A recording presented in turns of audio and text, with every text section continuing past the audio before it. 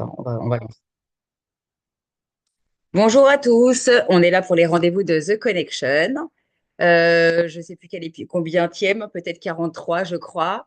En tous les cas, ce qui est certain, c'est que Stéphane Coulot revient pour la deuxième fois. Et aujourd'hui, on ne va pas parler que de marketing automation, on va surtout parler de la déferlante en fait de l'IA dans le monde, dans le monde du marketing. Et je pense que il va nous raconter tout ce qu'on peut faire parce qu'on peut faire beaucoup, beaucoup, beaucoup de choses. Et aujourd'hui, c'est, je pense, une obligation de le penser en fait dans nos stratégies. On va détailler tout ça un peu plus tard. Et donc déjà, merci Stéphane d'être là. Il est en direct d'Annecy, je crois, si je ne me trompe pas, Absolument, merci Delphine pour ton accueil. avec plaisir. Et je vais essayer de mettre voilà, le diapo. Donc, comme d'habitude, le sommaire, je vais rappeler très, très brièvement parce que j'aime bien. Je vais laisser surtout la place à Stéphane et je vais essayer d'accélérer ma partie pour rappeler ce qu'est le concept en fait de mon webinar, ce que je fais dans la vie, puisque je sais que c'est encore du chinois ou de l'hébreu pour certains. L'agenda en fait des prochains rendez-vous qui bouge toujours et grâce à Dieu en fait j'ai même des dates jusqu'à février maintenant. Ça se cale au fil du temps. Et ensuite, on avancera avec Stéphane. Donc, c'est quoi les rendez-vous de The Connection? Quelque chose que j'ai créé en fait il y a presque 3 ans, un an après mon lancement en fait de The Connection en 2021. Et du coup, au début, c'était pensé seulement marketing. Donc, je devais inviter en principe que des personnes comme Stéphane dans divers canaux de communication, puisque j'avais envie de le faire en mode 360 en fait dans mon métier, que je vous raconterai tout à l'heure. Et au fil du temps, ça s'est soldé par des possibilités RH, des possibilités sociales, leadership, entrepreneuriat. Du coup, en fait, j'ai appris aujourd'hui à me laisser porter, à aller jusqu'à promouvoir des marques si besoin, des sorties de livres, parce que j'ai envie de parler de choses qui me touchent. Donc, parfois, c'est des causes qui me touchent aussi. Donc, voilà. Donc, le concept, en principe, c'est une demi-heure. On n'y arrive jamais. Je crois que ça a dû m'arriver une seule fois. Et c'est plusieurs fois par an, c'est parfois plusieurs fois par mois. Tout dépend, en fait, du planning de mes invités et du mien. Voilà. Donc, aujourd'hui, on est là pour un spécial IA et marketing automation. On détaillera tout à l'heure un peu plus, en fait, le sommaire de Stéphane. Donc, c'est bien le 43e épisode.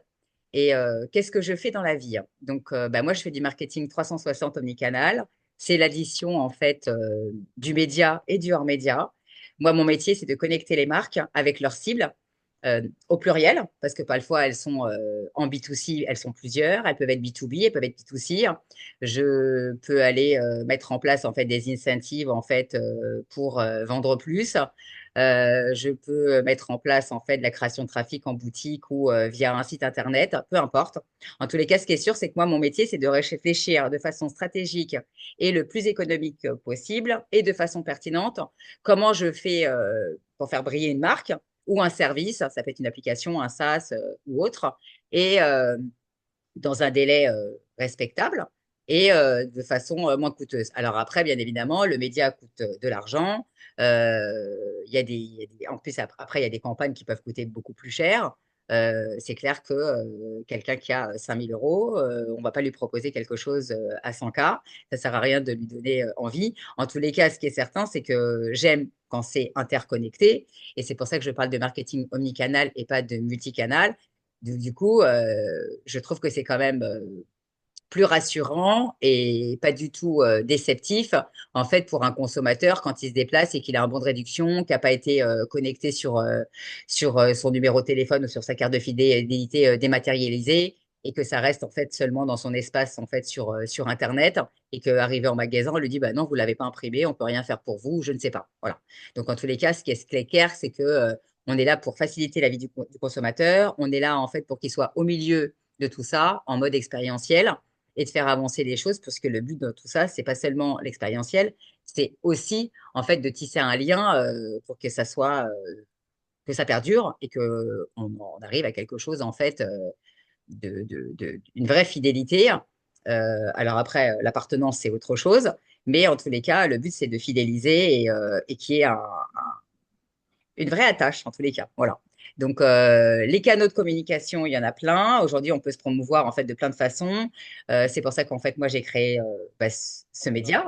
C'est un média. Maintenant, il est encore tout petit, puisque même si je n'ai fait que 43 épisodes, ce qui est certain, c'est que après, c'est diffusé en fait sur YouTube et j'enlève le son, voilà. Et voilà, il y a plein de façons en fait de se promouvoir, de venir ici, parce que c'est pas anodin en fait si Stéphane est là, c'est ce que je dis aux gens. Je fais ça de vous contre rien. Moi, ma participation, elle est gratuite. Et il y a encore en fait beaucoup de gens qui proposent en fait des podcasts et des webinaires gratuitement.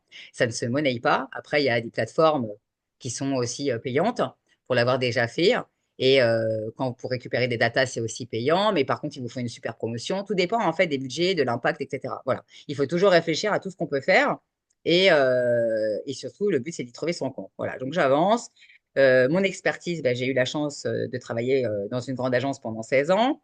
Et aujourd'hui, je continue toute seule depuis 4 ans. Donc, je travaille avec des entrepreneurs, des grandes marques, peu importe, de la cyber, de quelqu'un qui peut être styliste culinaire ou ça peut être quelqu'un qui accompagne les femmes ou une entreprise qui fait des objets publicitaires ou autres. Voilà, je ne suis pas du tout arrêtée puisque j'ai la chance d'avoir travaillé dans des domaines très différents, comme vous pouvez le savoir, en B2B et B2C. Donc, j'estime que quand on sait promouvoir des choses, on sait le promouvoir dans tous les domaines. Et c'est ça qui est intéressant, c'est d'avoir des problématiques différentes. Et moi, je crois que c'est ça qui m'amuse parce que c'est cette différence en fait qui m'anime, parce que sinon je m'ennuierais. Voilà. Donc j'avance, agenda. Après, on se retrouve. Alors j'ai oublié de le noter, mais parce que ça n'a rien à voir. C'est pas dans le cadre des rendez-vous de The Connection, mais en tous les cas dans mon actualité. Mardi prochain, j'ai un épisode sur le marketing de soi, donc le personal branding. C'est un cadeau en fait que me font Loïc Simon et Jasmine Mab dans le cadre en fait du Social Selling Forum pour les 10 ans. Et après, il y aura le 19 décembre, pardon, jeudi prochain, une journée complète où j'aurai l'introduction justement de la table ronde pour le marketing de soi. Et il y a une journée de 10 heures à 17 heures avec une interruption, je crois, entre-temps. Et sinon, je refais pour la troisième fois un audit de stratégie en live, puisque je pense que c'est la meilleure façon en fait de montrer mon expertise, d'auditer quelqu'un en public pendant ce webinaire. Brigitte Tubiana revient pour la deuxième fois ben, pour mon anniversaire, parce que c'est moi qui ai choisi la date, le 13 janvier. Ensuite, nous aurons les projets collectifs optimistes avec Thomas Endem. Et on n'a pas encore acté avec Maria Aumont. On a acté une date, mais on n'a pas encore acté en fait le sujet. On va voir, puisqu'elle est coach de vie. Et ensuite, il y aura d'autres sujets qui ne sont pas encore déterminés en termes de ou vraiment de sujets et de dates, du e-commerce avec Laetitia Lamary, du retail et du luxe en fait avec Sabrina Faubel, et j'ai pas encore acté les autres thématiques qui sont écrites. Voilà. Est-ce que ça marche? Parce que j'ai accepté en même temps quelqu'un. Ça veut plus. Voilà, on va attendre que PPT veuille bien répondre à mes demandes. Eh ben non, il veut pas. Il veut pas. Voilà, alors on va attendre. Ce sont les aléas du direct. Et là, il mouline, il mouline. Bon, il mouline. Je ne sais pas pourquoi. En tous les cas, c'est pas très grave. J'enlève la presse dans ces cas-là, parce que moi, je suis pas très patiente. Et, euh, et du coup, bah, c'est le diapo apparemment qui veut pas marcher. Donc, on va avancer autrement. Excusez-moi. Donc, pour vous dire que je cherche toujours des gens, de toute façon, ce qui est sûr. Voilà. Et je sais pas si ça marche si je fais ça. Je crois pas. Je vais essayer de refaire le partage. Je vous ai perdu en route. Partager. Voilà. Voilà, ça devrait marcher. Donc maintenant, je cherche toujours des gens, donc dans n'importe quel domaine. Le but, c'est de mettre en avant en fait des sujets qui sont intéressants pour moi et pertinents, qui touchent ou l'entrepreneur, le développement personnel ou en tous les cas le marketing. Et donc, merci d'être là, Stéphane.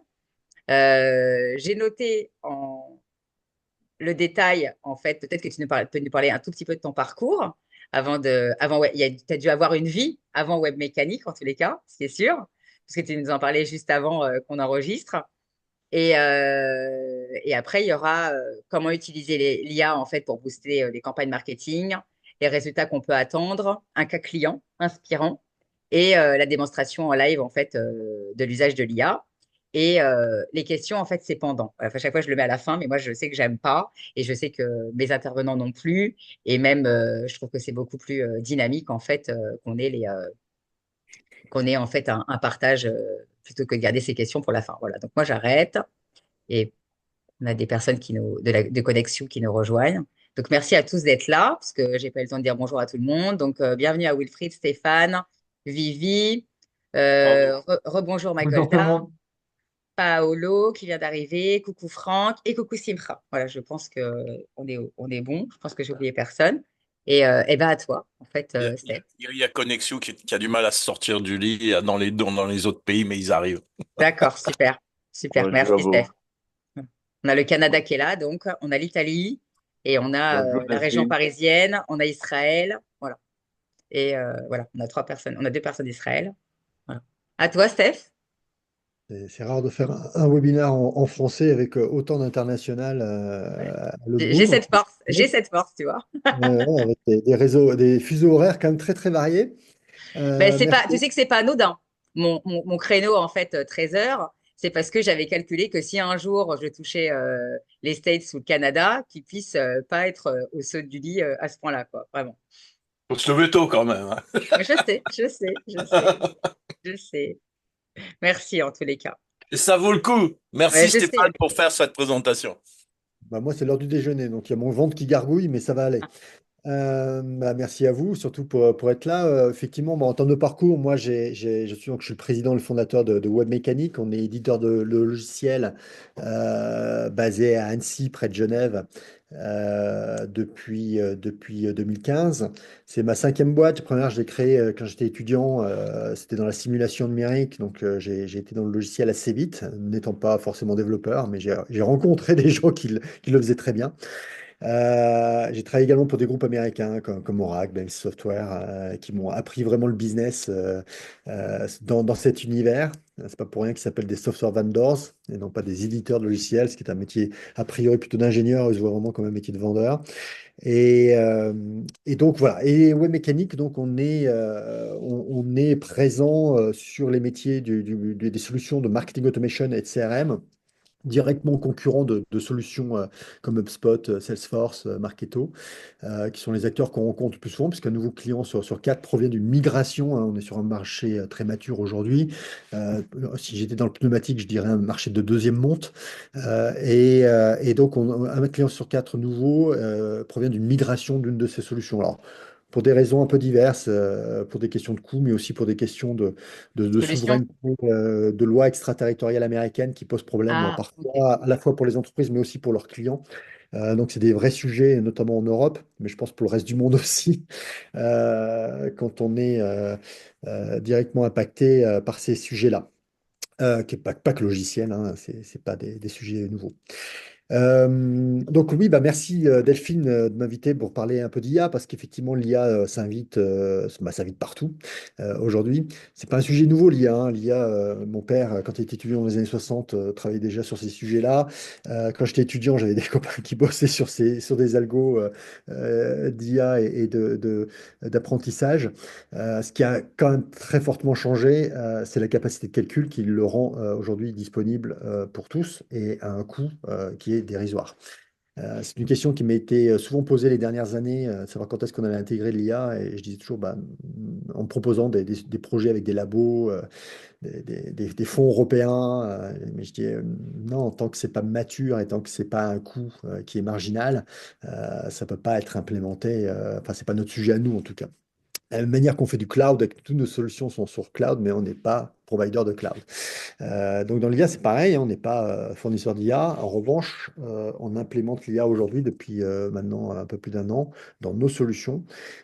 Et ce qui est assez, alors pas magique, mais formidable, c'est l'impact que ça peut avoir pour les équipes marketing, pour des gens qui nous utilisaient déjà et qui l'utilisent maintenant avec l'IA sur des fonctionnalités existantes. Euh, Ça a deux impacts, un sur l'utilisabilité de fonctionnalités et deux sur les performances. C'est ça dont je voulais parler et puis vous montrer aussi au travers d'un cas client. En termes de temps, tu peux vraiment parler de cette optimisation vraiment et enfin cette économie qu'on peut avoir. Tu veux dire le gain de temps? Ouais. C'est plus qu'un gain de temps, c'est l'utilisabilité. C'est-à-dire que je vais parler de choses comme l'A/B testing, par exemple. C'est des choses qui, fonctionnellement, marchent très bien, sauf que ça prend du temps à mettre en œuvre. Ça prend du temps d'analyser les résultats, hein. On n'a pas tous un data analyst dans son bureau. Chez les gens du marketing, finalement, il y en a assez peu qui ont véritablement fait des études de stats ou de proba. D'ailleurs, quand on leur demande, ils ne savent pas très bien faire la différence entre les deux. Et c'est pas un jugement, mais c'est une réalité qui fait que des fonctionnalités de ce type-là sont sous-utilisées. Et avec l'IA, on arrive, et je vais vous montrer comment, Ok, à les super. rendre tout simplement utilisables et donc de permettre d'augmenter la performance tout simplement parce que c'est utilisable. Je pense pas que ce soit un gain de temps, c'est plutôt je fais des choses que je faisais pas avant et j'améliore des choses. Voilà. Une objection qu'on retrouve souvent dans l'IA, c'est oui, mais alors on va tous faire la même chose. Alors, ce à quoi je réponds, c'est ce qu'on faisait déjà avant.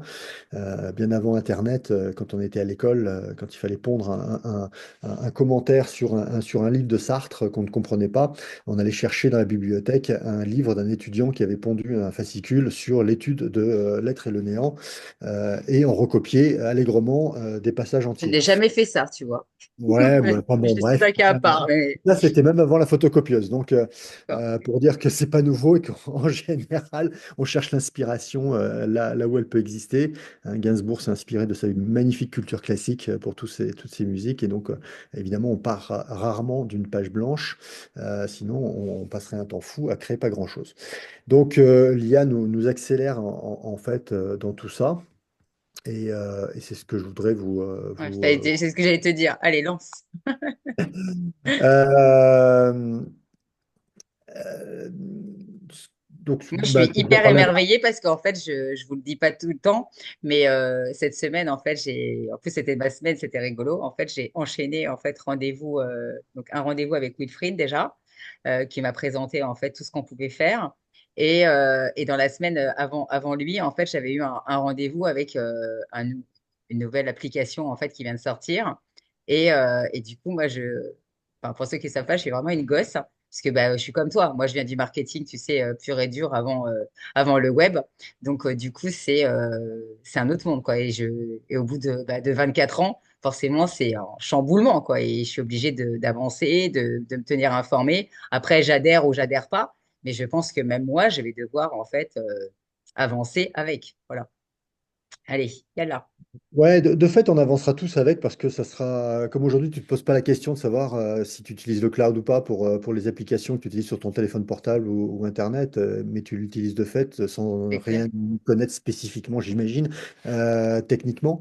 L'IA, c'est pareil, ça va être inclus dans nos usages, justement pour les raisons que j'ai dit tout à l'heure, c'est-à-dire une capacité de calcul assez énorme et un coût qui est marginal. Donc, si on repart déjà de ce qu'est le marketing automation, peut-être que c'est pas Ouais, forcément une évidence pour tout le je veux monde. bien que tu le rappelles pour les gens. L'objectif du marketing automation, c'est d'automatiser tout ce qu'on peut automatiser dans la relation client. Pas que pour l'acquisition, mais également toutes les automatisations qu'on peut avoir durant les usages. Hein, Doctolib, par exemple, pour prendre des rendez-vous chez les médecins, c'est une magnifique plateforme de marketing automation qui vous envoie, vous pouvez déjà prendre un rendez-vous sans avoir, comme avant, à attendre qu'il y ait quelqu'un au standard pour prendre le rendez-vous. En pleine nuit à 3 heures du matin, ça pose aucun problème. Ensuite, ça renvoie une notification qui va se synchroniser avec l'agenda et des petits rappels par email et par SMS pour aller au rendez-vous. Le résultat, c'est que ça a baissé de 80% le taux de no-show chez les praticiens. Et ça, c'est énorme comme stat. Et on a la même chose avec le train, avec l'avion, avec tous les usages Vous avez courants. des confirmations quelques jours, parce que quand moi j'ai quitté la France, tu sais, avant vraiment le déploiement de Doctolib, vous avez aussi un système en fait où peut-être 2 jours avant, tu reconfirmes vraiment ta venue pour pas qu'il y ait un no-show justement et que ça soit une perte.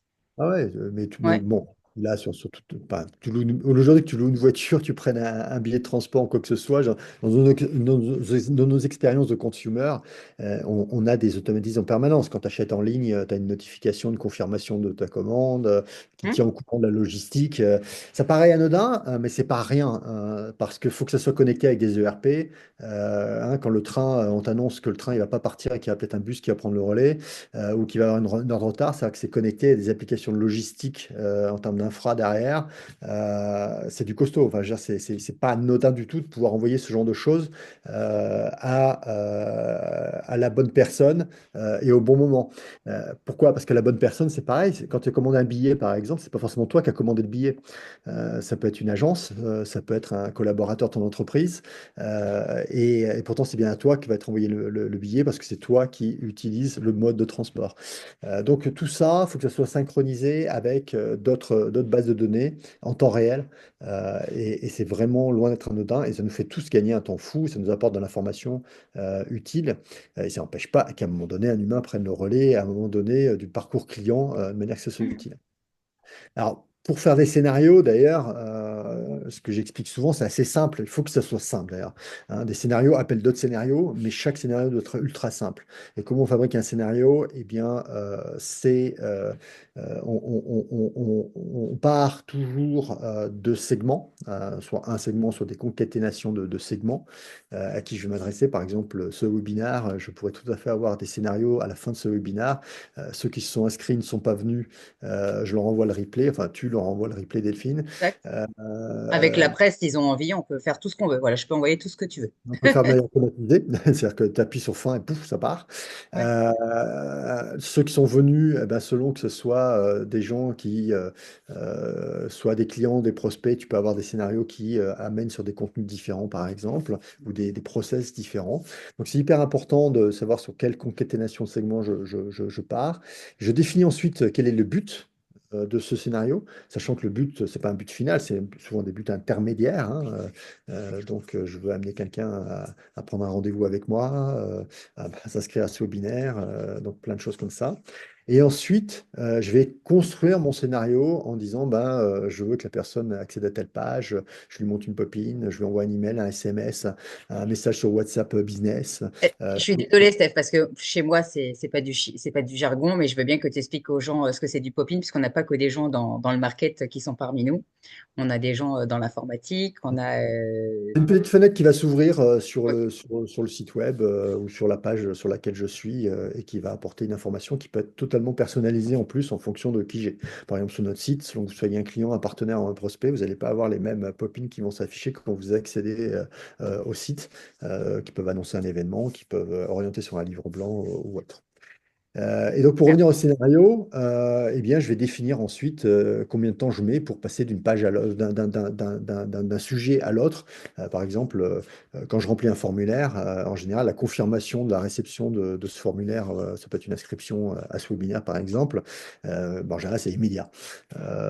Mais ça peut être une action qui a lieu dans 2 heures ou dans 2 jours. Vous allez voir que l'IA apporte aussi des choses très, très utiles sur ces sujets. Donc voilà, je voulais vous partager ça parce que c'est pas forcément partagé par tout le monde l'usage du marketing automation. Euh, Si on regarde l'aspect email, parce qu'aujourd'hui 95% du canal qui est utilisé dans le marketing automation, ça reste l'email. Le SMS, ça reste de la confirmation. WhatsApp Business, c'est du conversationnel. Sur LinkedIn, les messages privés, c'est pareil, mais 95% du temps, ça reste encore de l'email. C'est très utilisé. Paradoxalement, les gens qui utilisent le marketing automation envoient beaucoup moins d'emails qu'avant. Pourquoi? Parce qu'ils vont envoyer de manière très précise, au lieu d'envoyer à tout le monde la même chose, ils vont envoyer euh, Personnalisé. Mm. beaucoup moins, mais hyper personnalisé, absolument, au moment idoine, la bonne information. Pour info, on peut faire du print, hein, dans un canal. On a des API avec des groupes de postes nationaux, et envoyer un catalogue ou un mot à quelqu'un de manière qualifiée dans sa boîte aux lettres ou sur son bureau, ça a un impact énorme parce qu'aujourd'hui, bah, on ne reçoit plus grand-chose, à dire vrai. Avant, on était très pollué par le print, maintenant, on ne l'est plus du tout. Alors moi, tu sais que ça fait très longtemps que j'ai pas mis en place d'imprimé adressé, hein. C'est toujours aussi cher ou ça a un peu baissé, hein? Bah, en fait, le cher, c'est quand on envoie en masse et qu'il y a peu de retour. D'accord. En revanche, je sais pas, si quelqu'un vient de faire une configuration de mobilier d'entreprise ou d'un véhicule, et que tu lui envoies le catalogue avec sa config plus quelques options autour, pour l'inviter à un rendez-vous en concession essayer son véhicule, C'est un impact formidable. Quand un lead coûte 100 dollars ou 1000 dollars selon le business dans lequel on est, le prix du print, il est marginal quand tu l'envoies de manière Tout à fait. ultra qualifiée à quelqu'un qui vient de faire quelque chose avant, dont tu sais qu'il va avoir un intérêt fort. Si tu l'envoies en masse à des gens qui n'en ont rien à faire, qui vont le mettre direct à la poubelle, ça coûte très cher. Non, moi je pensais plus en masse à des gens qui sont déjà quand même intéressés par le truc. Tu vois, je sais pas, moi, demain, tu as Euh, ouais, pour revenir à la voiture, on sait que les gens aiment par exemple en fait les crossovers. Bah, si tu es un concurrent de ce ils ont déjà acheté, donc c'est déjà ciblé, c'est déjà vraiment, on est vraiment dans l'entonnoir et voir derrière en fait, parce qu'à l'époque j'avais des coûts moi puisque je l'avais fait en mode échantillonnage pour de la beauté. J'ai des souvenirs quand même de 70K, tu vois, dans ma tête. Donc, ça reste des gros budgets. Mais si je te parle de ça, il y a pas 20 ans, mais ouais, il y a au moins, ouais, il y a au moins, il y a plus de 10 ans, quoi. Facile, ou 14 ans. Donc, ça me semble cher, quoi. Je sais pas si c'est toujours le cas. C'était ça ma question, en fait. Bah, écoute, je fais pas de devis sur ces sujets-là, je sais Non, pas. je sais, c'est parce que peut-être que tu avais passé des choses et que ça peut. En fait, le problème, c'est que parfois, ça peut sembler. Ah, mais le coût, il est toujours c'est toujours une question de dénominateur sur nominateur, hein. C'est-à-dire que c'est plutôt l'inverse, mais quel retour sur investissement je vais en avoir. Donc, si tu envoies quelque chose qui est ultra ciblé, je pense que ton exemple n'est pas très ciblé, justement, parce que moi, par exemple, sur la seule fait que je sois vieux et que je sois patron d'entreprise, je reçois des catalogues de voitures de luxe. Or, je n'en ai rien à faire. Moi, j'utilise que des utilitaires parce que je veux des plastiques partout pour pouvoir nettoyer au Karcher parce que je mets toujours des skis, des vélocrades, et j'ai trois enfants, et je me fiche de ce qu'ils mettent par terre.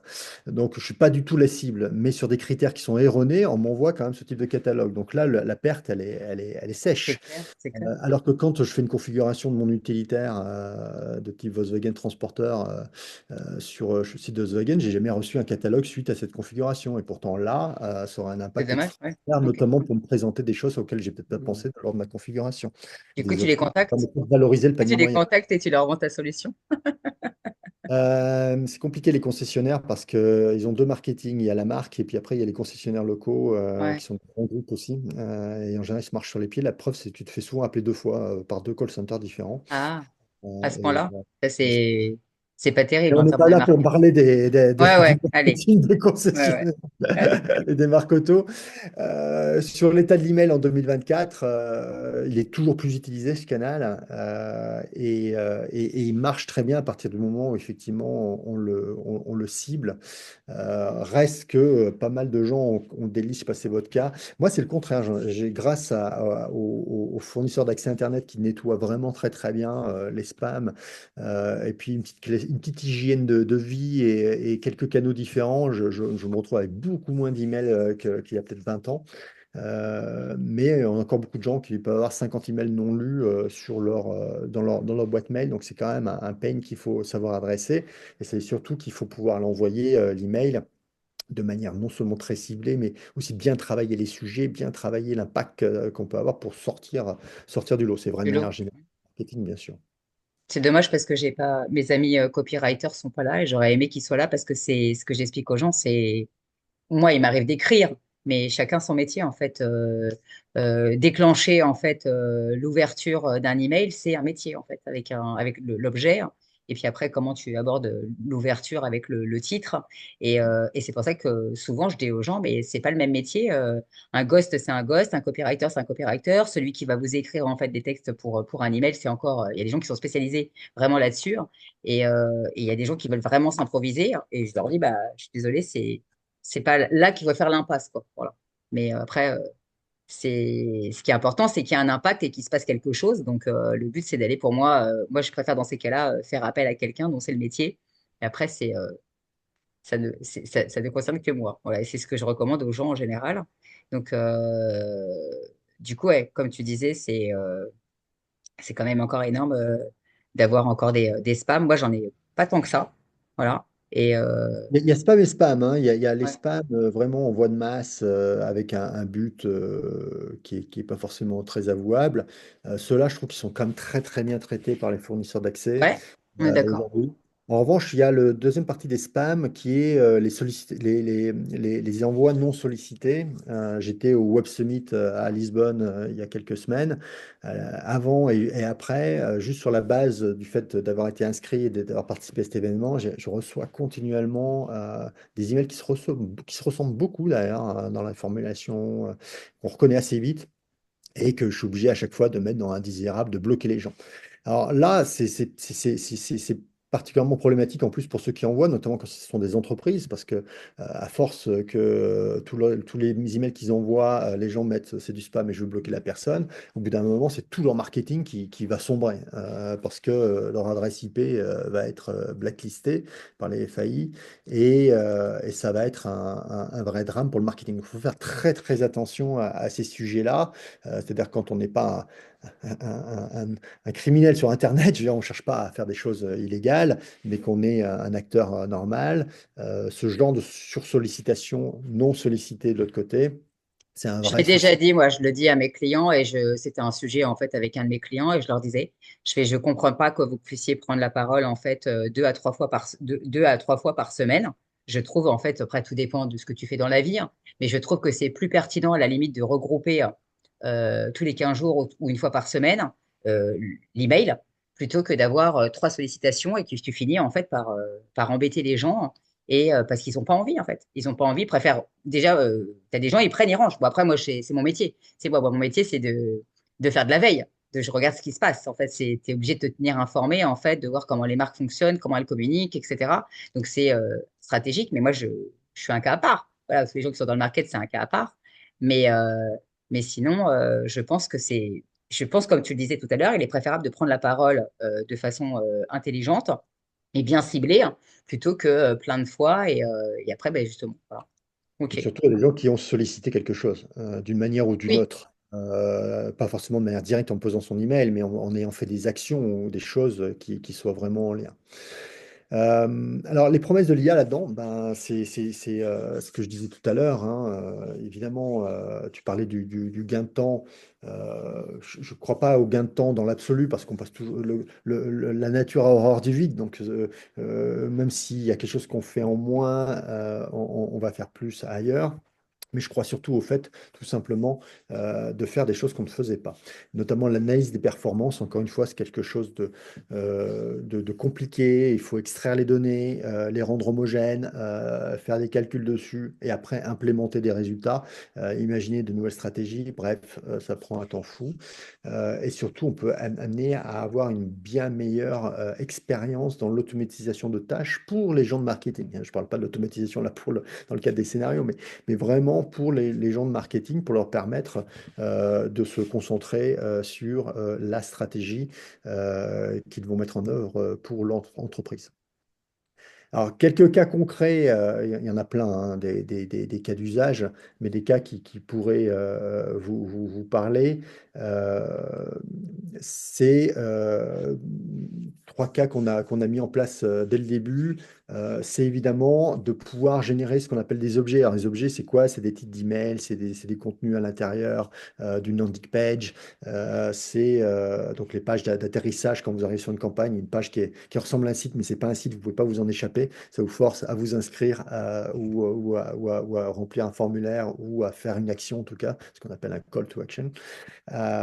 Et en fait, on va pouvoir A/B tester des choses qui marchent pour voir ce qui marche le mieux. Hein, le principe de A/B testing. Je mets du rouge, je mets du noir. Sur les 1000 premières personnes, je mets le rouge. Sur les 1000 suivantes, ou de manière aléatoire, je mets du noir. Si j'ai 50-50, ben, je suis embêté parce que je peux pas faire de choix. Si j'ai 80-20, eh bien, j'ai 80 pour le rouge et 20 pour le noir, et bien, je vais mettre le rouge. Voilà. Et ça, on peut le faire de manière générique, mais on peut maintenant, grâce à la capacité de calcul de l'IA, le faire de manière beaucoup plus spécifique, par des sous-segments. Un métier, un rôle, enfin, peu importe.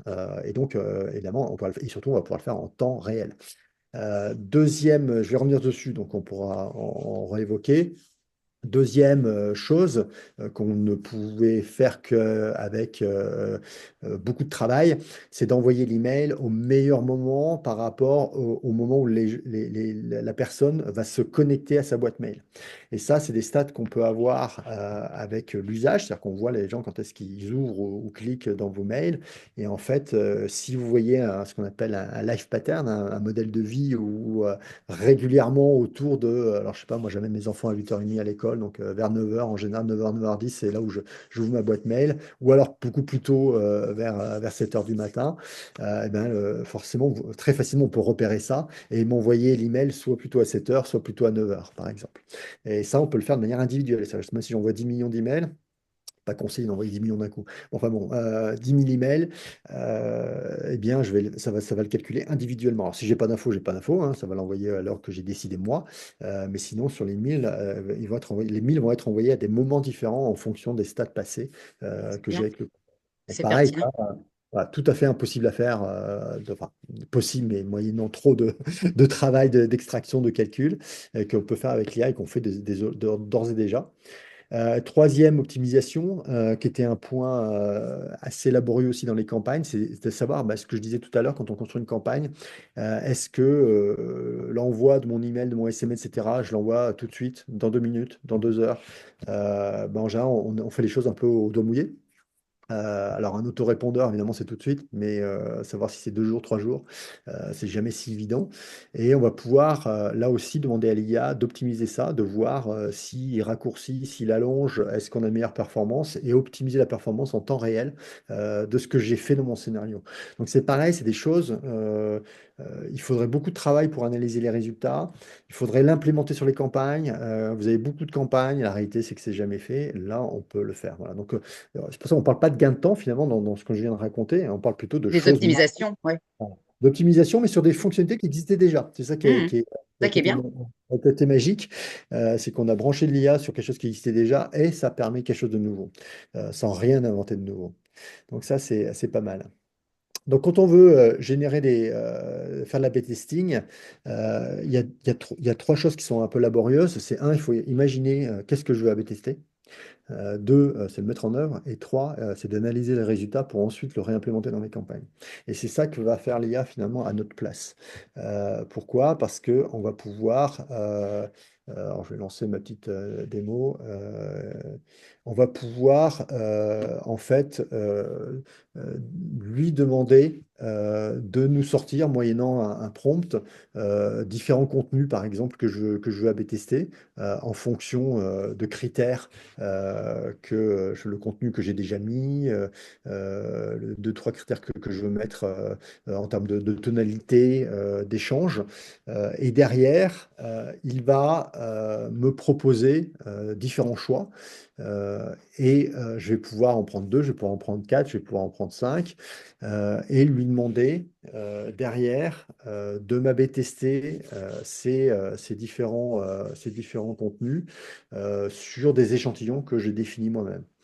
Euh, Avec pour objectif, évidemment, derrière, de l'implémenter de manière standard sur ma campagne. Et ça, sans que j'ai rien à faire, sans que j'ai rien à analyser, euh, j'ai juste à déterminer quelques critères et ensuite j'envoie. Et donc, dans le run même de ma campagne, en fait, je vais avoir une amélioration en temps réel des résultats de ma campagne.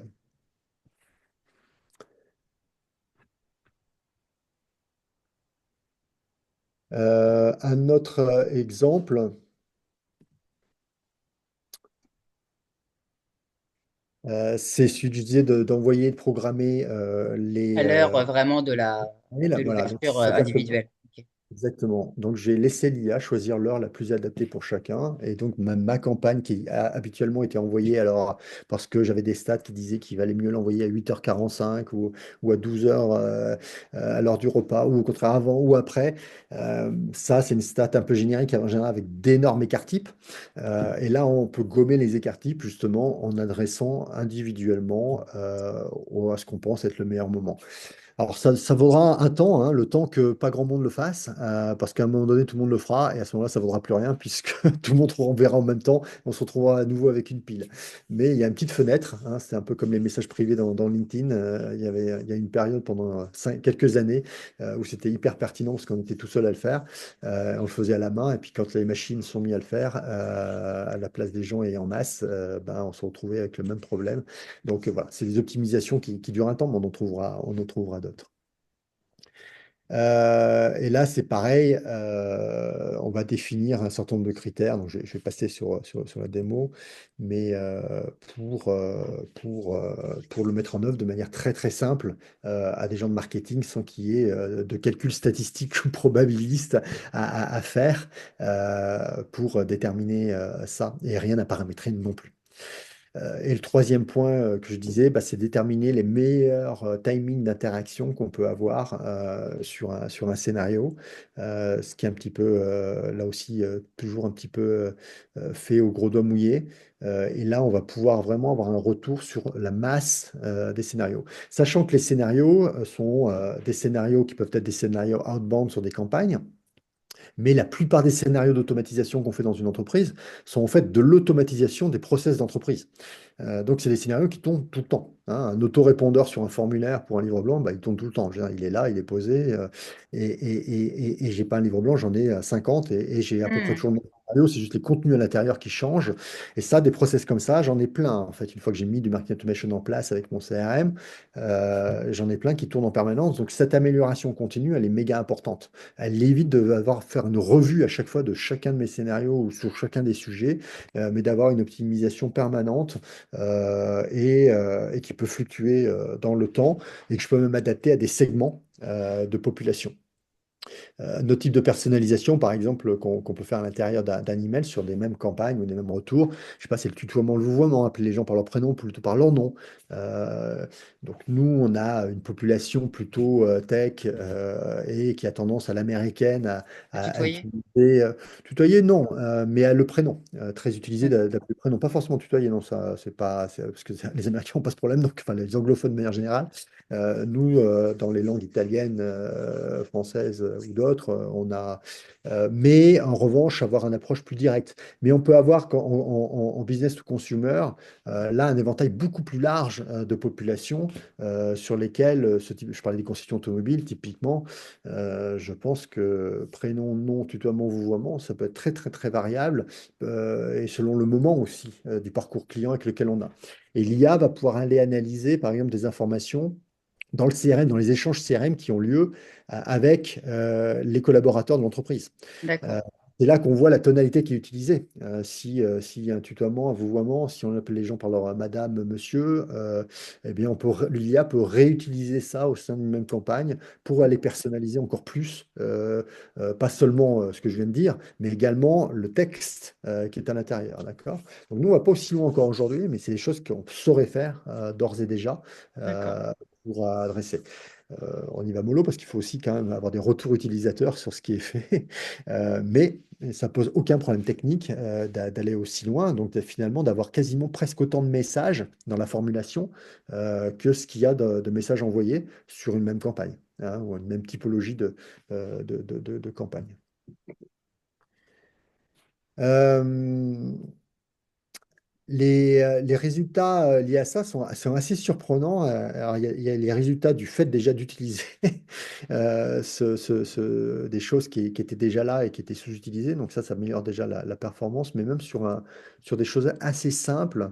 Par exemple, sur l'envoi, quand on cumule, nous on a fait des tests sur cumuler le bon intitulé de titre sur un email qui peut varier en fonction des segments plus l'envoi au bon moment, on a des taux d'ouverture qui sont un quart supérieur.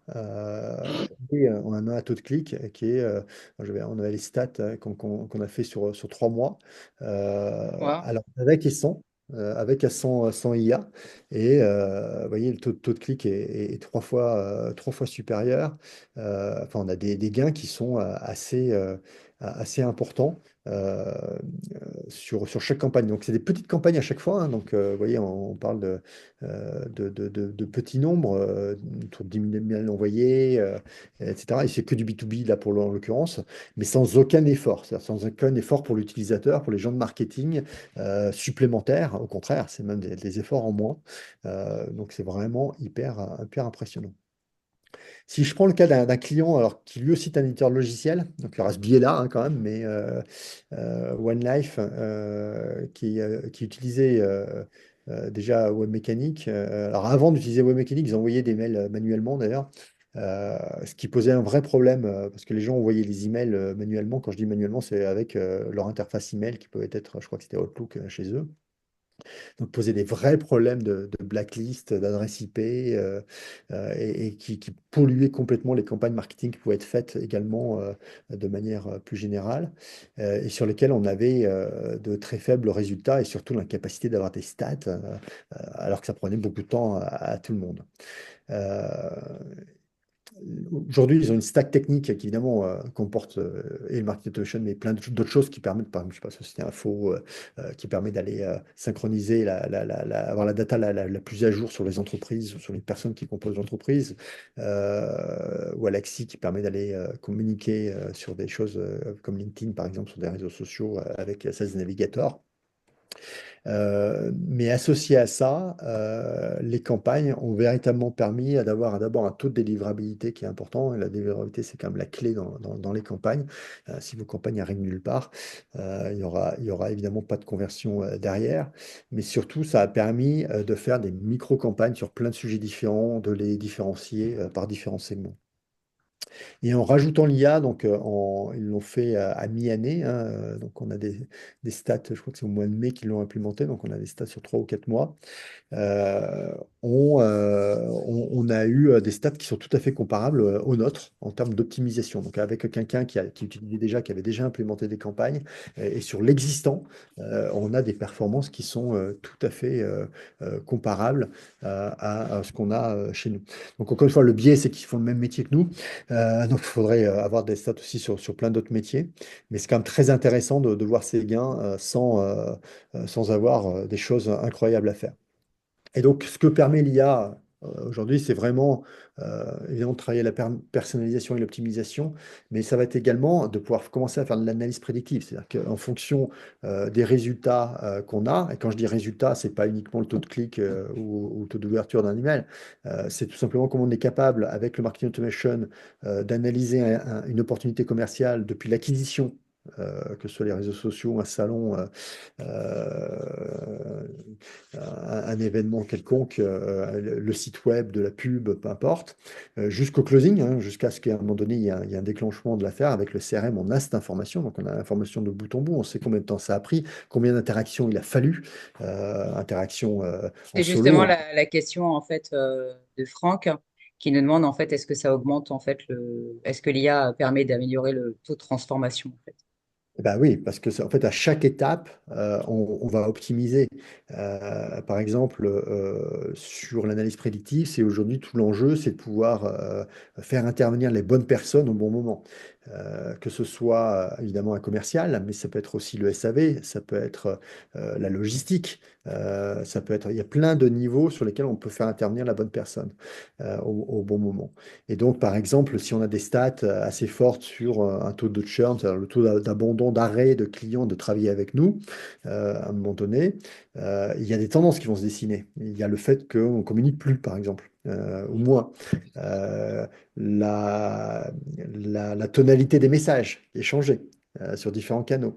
Ça, l'IA va permettre de l'analyser en temps réel, de le comparer à des stats où on retrouve les mêmes life patterns, hein, les mêmes modèles qui ont amené les gens à ne plus travailler avec vous. Eh bien, ça va permettre d'envoyer une notification. Là encore, alors Customer Success Manager, peu importe le service, ça dépend de l'organisation qu'on a et du métier dans lequel on opère, mais de manière à avoir une interaction humaine à ce moment-là pour apporter un service, pour apporter un message, pour En apporter une plus, aide. ouais. Hein.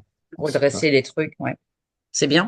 On est tous assez humains, Dieu merci, dans nos comportements, et ça, c'est quelque chose qu'on retrouve tout le temps, et à titre individuel, on peut s'interroger là-dessus. Mais Je là pense où moi j'ai un souci concrètement, puisque je suis utilisatrice par exemple, tu vois, sur LinkedIn, je comprends pas aujourd'hui en fait que, tu vois, je fais des webinaires, comme tu le sais, donc je crée régulièrement des events. Je n'ai pas un bouton en fait pour inviter tous mes anciens participants, par exemple.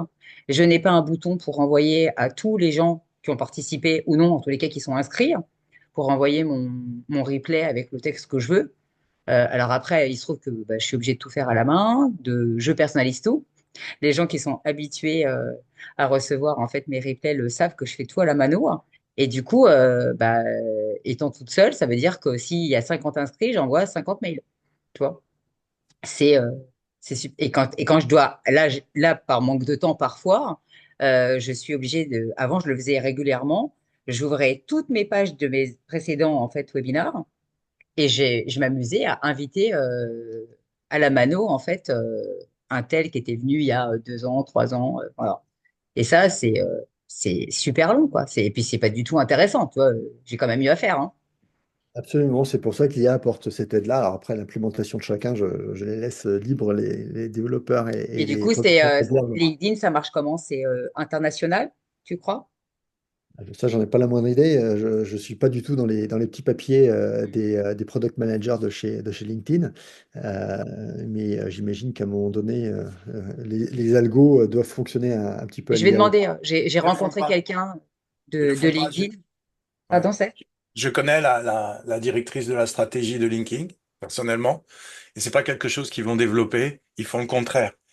Ils mettent des algorithmes restrictifs pour que vous ne puissiez pas faire un suivi de plus de 30 à 50 personnes. Et même si vous prenez Navigator, les API qu'on voudrait faire, on peut pas le faire. Moi, je suis LinkedIn développeur, donc je fais de Google, de tous les monopoles, et on peut pas le faire. Il faut faire, c'est pas l'IA qui peut faire ça, c'est des machine learning parsers qui sont des agents individuels, et c'est différent de OpenAI, ChatGPT, qui a des difficultés en ce moment. Même la plateforme LinkedIn est en train de bugger et de ralentir parce qu'ils font des erreurs de programmation, mais ils ne le font pas, ça. Moi, j'adore la Bien dommage. présentation de Stéphane parce que c'est très clair à propos de qu'est-ce qu'on doit faire. Il y a une histoire à raconter, il y a des séquences d'emails à faire. J'ai vu un builder, j'adore ça, moi. Et Stéphane a tout à fait raison. Le premier temps, c'est pas forcément de vouloir gagner du temps, c'est de pouvoir systématiser. Excusez-moi, je parle rarement en français, mais là aujourd'hui ça me fait du bien. C'est de systématiser les actions qu'on doit faire. Et ça, on peut s'asseoir avec un client et lui parler de sa stratégie globale. C'est une approche globale, et là, Delphine, pour toi, c'est parfait, ça. Parce que Mhm. tu peux avoir une discussion de haut niveau et après commencer, à partir de cette discussion de niveau, on a une strate, comme vient de nous montrer Stéphane, où là, il va commencer à y avoir des actions. Quand on a des actions, on a des réactions de marché. Là, le client prend un peu plus conscience de où est-ce qu'il est au milieu de son marché. Il a des retours. On peut analyser déjà des stats et on peut ensuite resegmenter par segment. C'est ça que Stéphane montrait. Augmenter ces segments. Et là, en fait, tu prends, c'est pas des silos, on pourrait prendre ça, mais c'est vraiment de la ségrégation où je vais parler à telle catégorie socio-professionnelle avec sa démographie, sa psychographie et ses comportements, et je vais avoir une équipe de vente et de marketing qui vont aligner leurs messages. La promesse que je fais au marketing va être tenue par les ventes. Et quand on fait ça, on fait du chiffre d'affaires. Donc on retourne vers Stéphane et on a un nouveau budget. C'est ça? J'ai bien compris, Stéphane? Merveilleux, Stéphane, quel beau prénom. Un cercle vertueux. C'est le Euh, Voilà. but. tu sais, C'est Stéphane, qu'en plus, tu as, le nom de famille de ma femme, donc Métral. c'est rigolo, Ça, c'est quand même très rigolo, ouais. hein? On a un prénom et Ouais. un nom commun. On est peut-être Fais-moi cousins, mais on est peut-être cousins par alliance, mais on ne sait pas. Et dans ma région, il y a énormément de Métral. Et grâce à qui? Delphine! Non, c'est pas que moi en fait, c'est parce que pour ceux qui connaissent pas, c'est grâce à Covalis et à Néonet en fait. Donc ça sert à ça le networking, puisque pour ceux qui ne le savent pas, je suis une grande networkeuse. En plus d'être une marketeuse, c'est aussi pour ça que j'ai un webinar, parce que ça permet aussi de se rencontrer. Pour les gens qui n'ont pas compris, encore, c'est pas seulement, on vient pas seulement pour un sujet, on vient aussi pour se retrouver. Et en général, Franck, qui est là depuis mes débuts,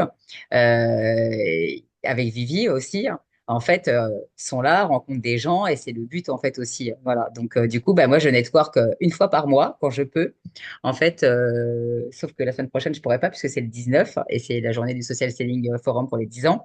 Mais je network euh, entre 2 heures et 2 heures et demie avec Covalis Connect, en fait, qui s'appelle aussi Néoné.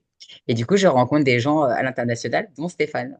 Donc, c'est comme ça que j'ai rencontré Stéphane, qui m'a présenté après Wilfried, Paolo. Marie-Ève, je la connaissais déjà aussi par là-bas. Elle n'est pas déjà par rejoint, je crois, entre-temps. Donc, voilà. Et ça ouvre des possibilités. Et c'est, voilà. Bon, après, c'est vrai que c'est pas anodin si je m'appelle The Connection. Voilà. Et eux, ils s'appellent Connect You. Tu vois, c'est entre autres. Ils ont un, Et ils ont un produit. Covalis et Covalis Connect, comme tout le monde veut attraper Voilà. le même dénominateur commun. Ouais. Ouais, mais bon, Du après, moi, fameux je vais. pattern. Voilà, Les je vais fameux au-delà de patterns. tout ça. Parce que moi, il y a les animaux, il y a la flore, il y a aussi Dieu, il y a les éléments, il y a tout ça. Voilà, les âmes. Voilà, allez, je, je relaisse la parole à Steph parce que je suis une bavarde. Je ne sais pas si les petits lutins que je vois dans les bois utilisent l'IA, mais probablement maintenant.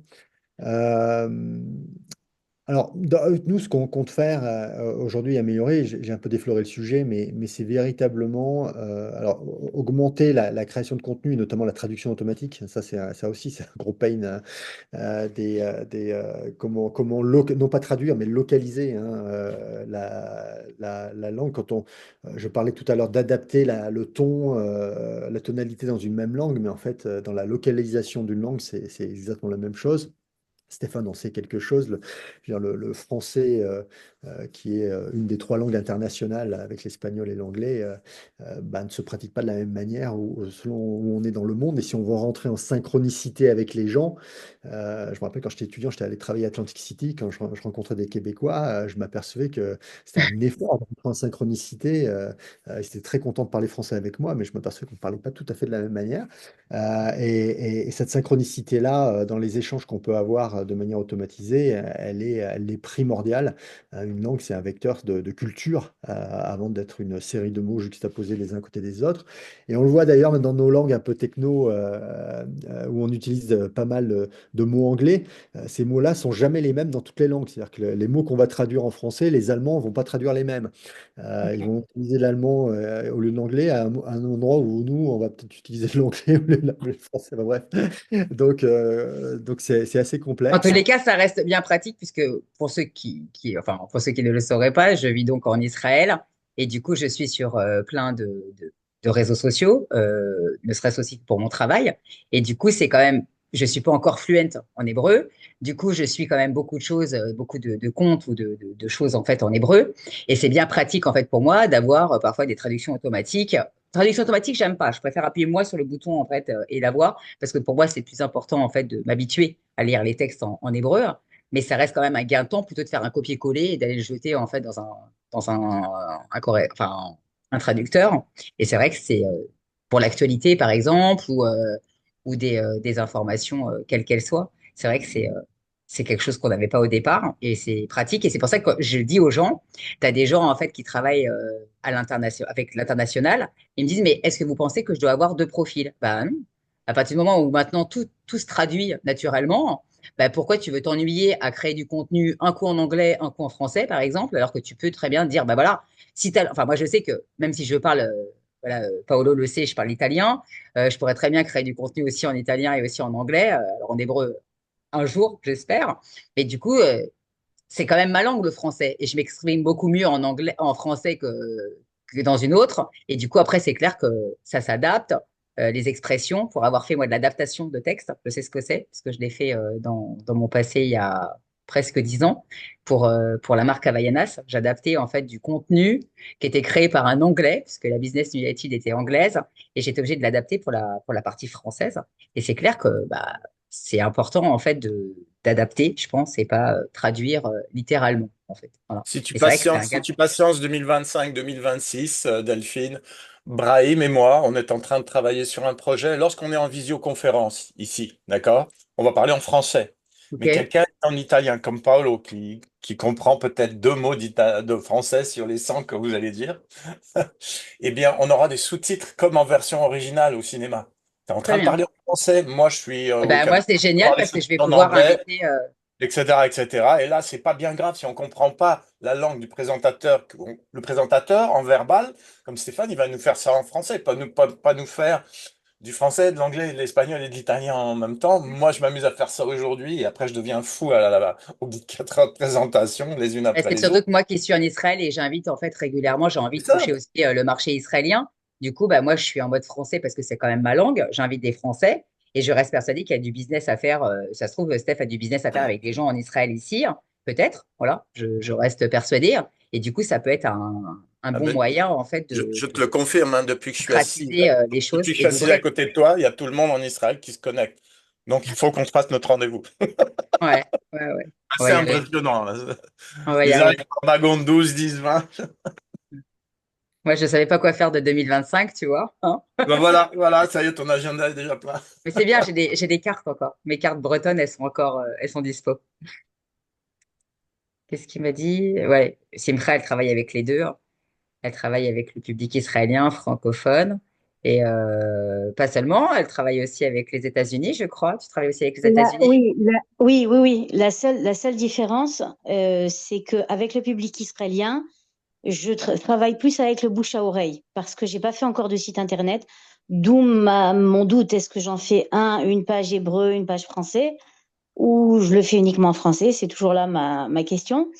Alors que français, c'est vrai, francophone, j'utilise tous les réseaux sociaux. Donc, quand tu disais, Delphine, que la personne, elle peut très bien aller et traduire, Hmm. le problème, c'est que les gens, derrière leur écran, ils ont tendance à vouloir à ce qu'on leur mâche un peu le travail, quoi. Et après, tu as des boutons maintenant. On peut mettre les boutons comme ils font sur les sites. Tu as le bouton anglais, le bouton avec le drapeau israélien et le Oui, bouton ça c'est avec le pour le drapeau. site internet. Ouais, Ça c'est pour le site internet. Mais quand je poste, par exemple, des conseils, ben, il des... y a un marqué en bas, traduire, traduction, hein, et tu l'as, hein. Il y a plus simple, hein, quand Moi, même, tous au les, moi, tous jour les, moi, d'aujourd'hui. tous les gens qui sont sur LinkedIn, en fait, qui écrivent en hébreu ou en anglais, j'ai, soit c'est automatique ou soit j'ai une traduction automatique. Heureusement. Ouais, Ça mais me raconte la traduction, elle est souvent, erroné. souvent, et Oui. voilà, ouais, exact. Et ça peut Surtout, surtout que, changer. surtout que c'est embêtant pour toi. Voilà. Voilà, c'est ça. Il faut savoir Et ça que peut fausser Simcha le sens. est thérapeute, en fait, en hypnose, PNL, etc. Donc, ça peut être, J'ai déjà testé, et parfois, ça peut donner des non-sens et comprendre carrément le contraire de ce qu'on voulait dire, quoi. merci, Brahim, à bientôt. Et ouais, bon, à voir. On en reparlera. Ah, bah, En vrai, exact. on en reparlera avec Exact. d'autres intervenants et on va réfléchir à ta problématique. T'inquiète, on s'en Hein, reparle. Delphine, on a la solution. Si Sima va sur le site de Marie-Ève qui n'a pas pu venir aujourd'hui, d'accord? Il y a un agent d'intelligence artificielle qui n'est pas de l'intelligence artificielle, c'est un machine learning parser. C'est supposé répondre en français, mais tu peux lui parler en hébreu et elle va te répondre en hébreu. Ah, Et c'est ce que là, m'a présenté Ok, en fait ok. Wilfried. Le profil de c'est qui? ça. Je C'est le t'enverrai, je profil de qui? t'enverrai. Ou alors D'accord. tu nous le mets Ok. dedans, tu nous le mets là, Steph, ou tu me l'envoies ou tu l'envoies à Simtra par Euh, LinkedIn. on vient de se connecter ce matin avec d'autres personnes d'Israël, hein, je sais pas, une vingtaine. Même ceux qui sont pas venus se sont connectés, ça c'est amusant. D'accord. Et oui, dans le bien-être, dans la thérapie, etc. Wilfried avait montré quelque chose, mais on a plus de 630 serveurs de machine learning qui font des entités de conversation, mais ça va plus que ça, c'est-à-dire que lorsque Sima a comment dire, des bases de connaissances. On nourrit et on entraîne cette entité machine learning avec cette base de connaissances et ensuite on choisit les langues qu'on veut rajouter. Donc là, il y a une langue principale qui va être celle du site web. Si vous avez un deuxième site web, ça sera une langue secondaire et ainsi de suite. C'est sûr que plus on a de sites web, plus on a de langues, plus ça coûte cher, mais ça va répondre avec deux choses. Les mots de la discipline, donc ça ne fera pas d'erreur de traduction, dans la langue naturelle de la personne qui veut engager la conversation avec l'agent, je mets des guillemets IA alors que c'est du machine learning. Et par la suite, si par exemple Sima veut dire, oui, mais moi, j'ai une méthode bien particulière avec des vocabulaires bien particuliers, ce qu'on appelle un thésaurus, eh bien, on le rajoute dans cette base de connaissances et finalement, tu as ce qu'on appelle un jumeau numérique ou une jumelle numérique qui répond 24 heures sur 24, 7 jours sur 7 à tes clients sur ton site. Si c'est un service payant que tu veux faire, il faut mettre un password et prendre des abonnements. Et les gens font des petites fortunes comme Marie-Ève avec son site de bien-être en Suisse. On s'en reparle. Ok, Ok. on va se faire des Ok. réunions. Mm. Ok. Et Très bien, très probablement, bien. Stéphane aurait tout à fait intérêt à s'intéresser à ce genre de machine learning et non pas d'IA, mais c'est partie de la grande discipline, parce qu'il peut avoir un dialogue de stratégie, notamment quand il veut analyser les données et avoir tout de suite un gain de temps, parce que tout à l'heure tu me disais on ne gagne pas assez de temps, il n'y a pas vraiment de productivité temporelle. Nous, on l'a mesuré, ça fait gagner 40% de temps sur tous les employés. Et la première économie d'une entreprise commence à 88 000 euros. Donc, Ouais. il y a pas photo. Ça intéresse forcément les chefs d'entreprise. Mais on s'en reparlera. On est là pour écouter Stéphane aujourd'hui. Non, non, mais avec plaisir, Stéphane, Super. très intéressant. Des inputs que je prendrai très volontiers, en tout cas en direct avec toi, Ouais, si tu le veux bien. bien sûr. Merci Delphine. Avec plaisir. Et ouais, donc je disais pour les perspectives 2025, c'est aussi d'avoir que le CRM devienne un véritable assistant en fait commercial et le market automation un véritable assistant marketing et notamment avec des notifications qui soient pertinentes comme information pour aider à la décision mais aussi à l'action des différents interlocuteurs. Donc ça, ça va vraiment être le travail de ce qu'on va sortir sur les mois qui viennent. Donc voilà, moi j'en ai terminé. Donc je vous ai montré par notre prisme ce qu'on pouvait déjà faire avec de l'IA. Le message que je voudrais faire passer, c'est qu'en tout cas, dans toutes nos entreprises, c'est quelque chose qu'on va pouvoir implémenter aujourd'hui sur des choses existantes. Donc il faut revoir un petit peu nous, notre approche, elle a été simple, elle a été de dire quels sont les domaines fonctionnels sur lesquels ça apporte une valeur rapide. Rapide, c'est-à-dire que sans faire beaucoup d'efforts d'interfaçage, de développement, on a des gains assez rapides, soit sur des choses qui sont sous-utilisées parce que trop complexes, soit parce que c'est le petit truc malin qui fait que ben, ça permet tout de suite d'avoir des résultats. Le petit truc malin, bah, c'est typiquement d'envoyer au bon moment l'email. Ça ne demande pas un travail énorme en termes de dev. La fonctionnalité sous-utilisée qui apporte beaucoup, c'est l'A/B testing. Mais il y en a d'autres, hein. Je pense au scoring, par exemple. Pareil, le scoring, quand on met 5 points, 10 points, 20 points sur telle ou telle action, là aussi, c'est au gros doigt mouillé, on le remet rarement en cause. Si on remet en cause, de toute façon, c'est avec un autre gros doigt mouillé. Donc, de toute façon, on n'a pas beaucoup fait avancer Schmiblik. Et ce qui est très complexe, c'est d'attribuer des points à une action à l'intérieur même d'une série d'actions. C'est-à-dire que mon téléchargement de livre blanc, il n'a pas la même valeur selon que c'est la première action que je fais en interaction avec Ou la l'entreprise quinzième, oui. ou la quinzième, après d'autres choses, après des webinars, après voilà, ou un client existant. Un client existant qui s'intéresse à un sujet connexe à celui pour lequel je suis en relation business avec lui ou elle, c'est un vrai Alors, sujet. je pense qu'en fait, il manque une information, en fait, peut-être pour les gens qui ne sont pas du tout dans la partie. En fait, tout ça sert à faire un parcours client et à récompenser aussi. Le but, c'est de récompenser, de savoir, en fait, que peut-être au bout de la quinzième action, justement, parce qu'on a fait ça, en fait, derrière, on peut générer aussi un bon de réduction, quelque chose, un cadeau et faire avancer, en fait, bah, la fidélité aussi. Voilà, c'est aussi ça. Et ça, c'est un métier, en fait. C'est un métier, en fait, de créer des parcours clients. Donc, c'est ça, tous les scénarios. Et ouais, c'est une bonne question, Wilfried. Mais alors, je pense que ça va être très compliqué en fait pour Steph de nous donner peut-être une fourchette de prix des tarifs. De Mais quoi? De nos solutions ou de l'IA qu'on implémente? ben, je sais pas en fait. C'est moi, je Bon, sais que je vais répondre aux deux niveaux. ouais, c'est Ça très coûte large. combien? C'est ça qu'on veut savoir. Il y a un prix de départ. Mais pourquoi? Pour utiliser ce qu'on vend ou nous pour avoir un Ah plus. oui, oui, oui. Ah oui, tout à fait. Ce qu'on vient de voir, ça coûte combien? Non, Il y a là, un prix de départ. Ça fonctionne comment la tarification? Voilà, pour être bien clair par rapport au produit. ouais, c'est très clair. Ben, on est au nombre de contacts en base, en fait, tout simplement. Et c'est à partir de 450 euros par mois pour 10 000 contacts, sachant que c'est des tarifs dégressifs ensuite. Donc, ça met un point de départ à 5 000 à 6 000 euros par an. Sachant que quand on fait du marketing automation, il y a le coût de mise en œuvre derrière, Mm. de création de contenu, le temps de passer à la stratégie, etc. Nous, on estime que dans les coûts, on a un tiers, c'est lié aux solutions, et deux tiers, c'est lié au travail qu'on doit faire autour pour mettre en œuvre. Cool, j'ai une autre petite question, c'est-à-dire que l'outil quand il est vide, c'est à la personne de le remplir ou il y a une partie qui est remplie, c'est l'entreprise qui le fait. Je pense notamment aux assets marketing, des choses comme ça. Ouais, alors, bon, j'ai écrit un excellent bouquin en 2019 avec une Ok, agence écrit, avec des scénarios de marketing automation dedans. Donc, non, Ah, mais je savais pas.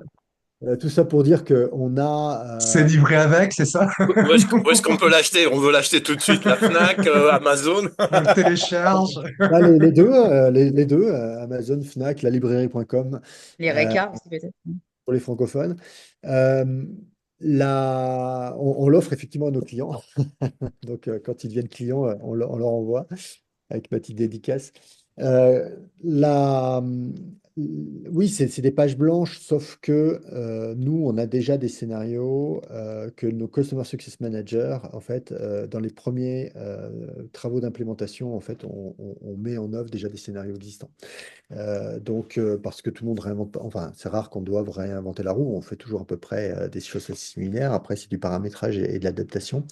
Il y a une autre, nous, la moitié de nos chiffre d'affaires est fait en indirect, donc on travaille aussi avec des agents de marketing, on travaille avec des intégrateurs et des éditeurs de logiciels qui implémentent notre solution à l'intérieur de la leur.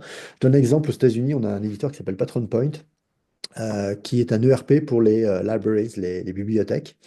Et donc, on a 300 bibliothèques, je crois, 300 instances de bibliothèques à Vancouver, San Francisco et d'autres villes que je connais pas, qui nous utilisent sans le savoir en marque blanche. Et en fait, ce qu'ils ont fait, eux, c'est qu'ils ont déjà scénarisé pour le métier des bibliothèques un certain nombre de choses. Et en fait, à chaque fois qu'ils ouvrent une instance nouvelle, elle arrive avec déjà sa bibliothèque de scénarios.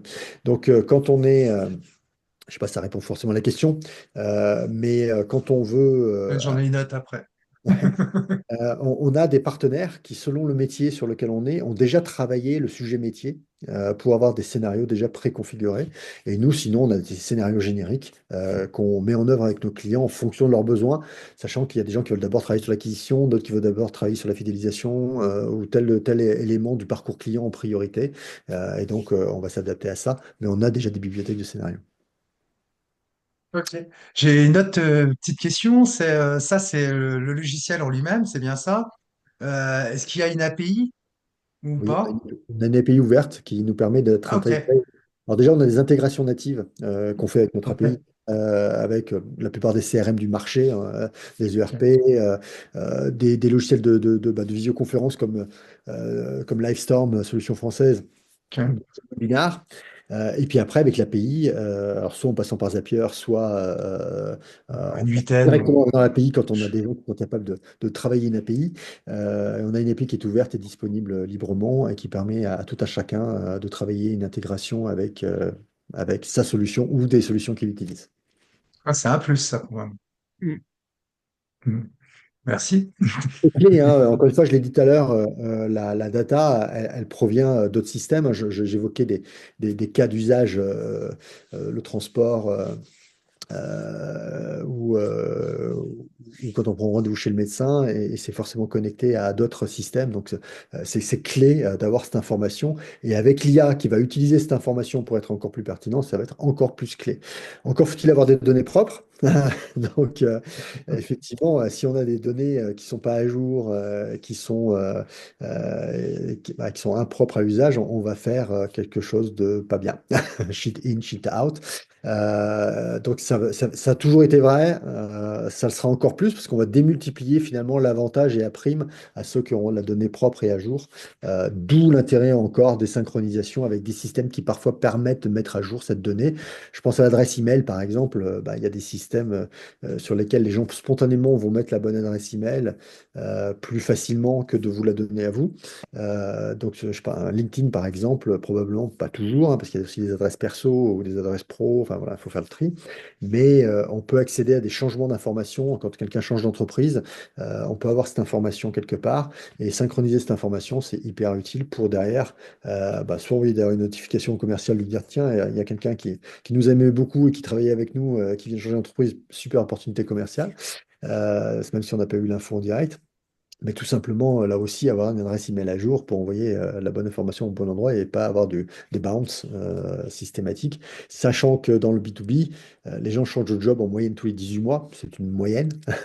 Mais c'est énorme. Ça veut dire qu'une base B2B aujourd'hui, elle n'est pas à jour très très vite quand même, on la Mm. maintient pas à jour. Et demander à ces commerciaux, comme on le faisait il y a 30 ans, d'appeler son fichier client pour mettre à jour toutes ces données, enfin, c'est juste impossible d'avoir, ça n'a jamais été fait réellement, et c'est juste impossible. Donc ça, c'est vraiment la clé.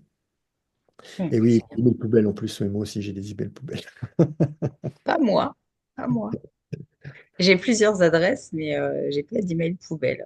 J'en ai pas eu et justement c'était très drôle parce que à l'époque c'était comme j'ai démarré en fait là-dedans et ils avaient tous j'avais plein de concouristes en fait qui avaient des adresses jetables et du coup c'était de la merde en fait. C'était pas de la vraie data quoi. Du coup c'est une grosse perte en fait en termes de, de, de CRM quoi pour le client quoi. Donc euh, donc voilà. Est-ce que vous avez d'autres questions? Alors moi, je vais te demander un service, Steph, si tu peux enlever ta presse. Voilà, Ouais, super. voilà. Comme ça, je vais pouvoir faire une photo groupée. Et C'est ça qu'il faut. je le fais pas souvent, mais je me dis que comme on n'est pas tout le temps, et encore, on a perdu des gens au passage, mais ça me permet d'avoir Est-ce que tu as un... des objets qui ne sont pas roses, Delphine? Comment? Dans ta vie, est-ce que tu as des objets qui ne sont pas roses? Ouais, Ouais, bon. ouais, Parce que là, je regarde, vais voir ton regarde. téléphone qui dit gamin. Ah, ok. Je pense que même le chat de Delphine est rose. Non, elle est là, elle est là. Ah non, Eh, non. rigolez pas, elle est là, elle est Non, pas mais rose. demande. Non, non, mais Stéphane, Alors, je le te problème, jure. c'est que je vais Si on, essayer de l'attraper. si on lui demande au chat de tirer la langue sera rose, tu vas voir. C'est ça. Elle est pas C'est ça. rose. Oh, Bagheera! Elle a des beaux yeux, hein. Elle est belle, hein. Elle est belle. On s'est Très belle rencontrés dans couleur. la Très rue. belle. On Magnifique. s'est rencontrés dans la rue. Une belle rencontre dans la rue. Et non, elle a pas de collier. Elle a pas de collier. Elle me l'aurait déjà dégagé, ma Vivi.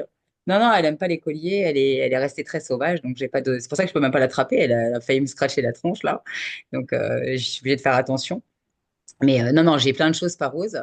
Euh, voilà, mais tout n'est pas rose encore. Non, non, tout n'est pas encore rose. Mais d'ailleurs, derrière, c'est pas rose. Le canapé n'est pas rose.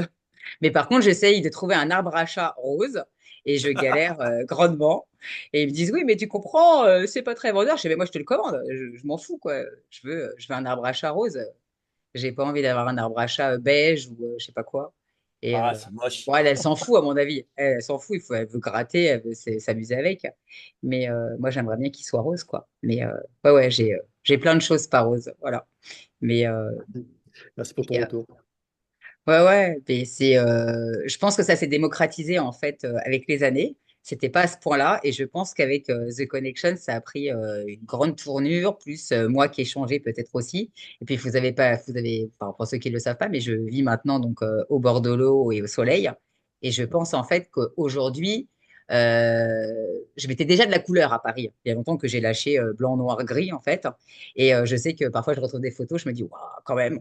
Alors ça va l'été, hein. Mais l'hiver, imaginez-moi déjà même un béret comme ça rose à Paris dans le métro, déjà tu as l'air d'un extraterrestre, hein. Donc je pense que si j'étais habillée comme je suis habillée aujourd'hui à Paris, je pense que je passerais pas inaperçue. Déjà ici, je passe pas inaperçue puisqu'il m'arrive de mettre des jupes même en tulle. Donc après, je m'en fous en fait. J'ai arrêté de poser la question de ce que peuvent penser les autres, quoi. Voilà, j'ai envie, je fais. Et je pense que c'est comme ça dans le travail. Et je pense que plus on entreprend, et après, c'est un cercle qui est vertueux. Et du coup, bah, t'avances et ah, d'accord, merci. Sauf que cela te va très bien. Oui, oui, elle les voit. Elle fait partie, en fait, parce qu'il y a des tenues que je mets souvent le Shabbat. Et elle adore quand je mets puisque, enfin, pour ceux qui ne le savent pas, en fait, Simra, elle n'est pas que thérapeute en hypnose, PNL, etc. Elle est aussi rabbinite. Du coup, on se croise à la Sina. Elle me donne des cours de Torah. Enfin, elle nous donne des cours de Torah puisqu'on est plusieurs. Sandrine est Rabi? Elle est pas, non, non, elle est pas rabbine. Elle est femme de Ah, rabbin. Elle est rabbinite. ah, Elle est pas du tout ce qu'on appelle. d'accord. Euh, je vais pas trouver. Elle n'a rien à voir avec la nana qui s'appelle Delphine Rottweiler, en fait, que vous Ah, voyez. d'accord, ok, je suis en train de Non, non, confondre. non. On n'est pas du tout chez les libéraux, elle a cherché le mot, hein. On est vraiment dans un cadre rabbanoute et elle s'occupe aussi des conversions, pour les gens qui ne savent pas, auprès du rabbinat, en fait, on appelle ça comme ça, auprès du rabbinat, en fait, en Israël. Donc, non, je ne sais pas s'il y a des femmes rabbins, il y a que Simra qui peut répondre. Moi, je ne sais pas. Par Alors, contre, les femmes rabbins, ça existe dans les courants libéraux, uniquement. il y en a, il y en a ici? Ici, est-ce qu'il y a des femmes rabbins? Très bonne question. Est-ce qu'il y a des femmes rabbins ici en Israël? Je, Oui, parce qu'il y en a en je France, pense que Simra, oui, mais oui, on ne oui. sait pas, oui, on Ouais. sait pas si on est en Israël, en fait. Il y a un courant libéral en Israël? Enfin, Oui, rien à oui, voir bien avec sûr, il y a un l'émission, courant. pardon. D'accord. Oui, oui, Ok. bien sûr, il y a un courant libéral aussi. Et bon, je pense qu'à leur tête, il doit y avoir une femme qui D'accord. doit, voilà, se prétendre, enfin, s'attribuer le titre de rabbin. Merci, Simra. Je vous en Non, prie. non, c'est pas. Après, moi, c'est pas du tout mon courant. Donc, moi, je suis, on va dire, courant. Et d'ailleurs, bah, je prie justement dans la synagogue du mari de Simcha avec Simcha. Voilà. Le Rav Brahmi, qui est donc une grosse communauté francophone, pour les gens qui ne le savent pas, en fait, en Israël et à Bat Yam. Donc, ça permet aussi, voilà, de créer du lien, de se connecter. Et c'est la raison pour laquelle, en fait, j'ai lancé mes networking aussi en présentiel dans ma ville, parce que je veux. Il n'y a pas que Tel Aviv, en fait, dans le centre d'Israël. Donc, j'ai décidé, en fait, de faire quelque chose, moi, à mon niveau, en fait, en présentiel, puisque j'adore le digital.